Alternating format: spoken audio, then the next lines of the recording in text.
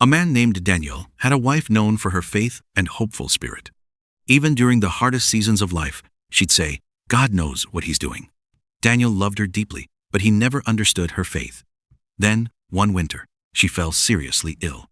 Daniel watched her grow weaker, but she kept smiling and whispering prayers.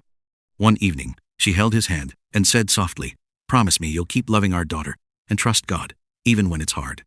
Then she passed away. Daniel didn't just grieve, he became bitter. Whenever someone mentioned God, anger rose in his chest. How could a loving God take her away, he would say. But there was one person who kept him going, their young daughter, Lila. She had her mother's eyes and gentle heart. Daniel poured every ounce of love he had left into raising her. Years passed. Then one afternoon, Lila was playing in the yard when suddenly she screamed. Daniel rushed outside. A snake had bitten her ankle. His heart stopped. He scooped her into his arms and ran to his elderly neighbor's home.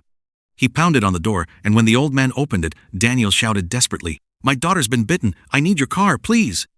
Before the old man could even respond, Daniel spotted the keys and, driven by panic, he rushed in, grabbed them, and sped away with Lila in the neighbor's car. Daniel prayed silently the whole drive, though he didn't even realize it. By some miracle, they arrived just in time. The doctors treated Lila quickly, and within hours, they told him she would recover. Relief flooded his entire body.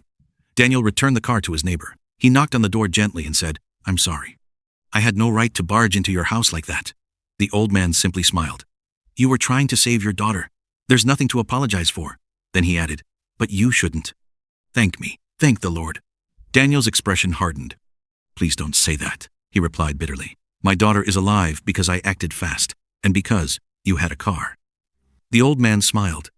"Daniel, that car is over 20 years old, and it doesn't have an engine." Confused, Daniel ran outside and lifted the hood. His breath caught in his throat.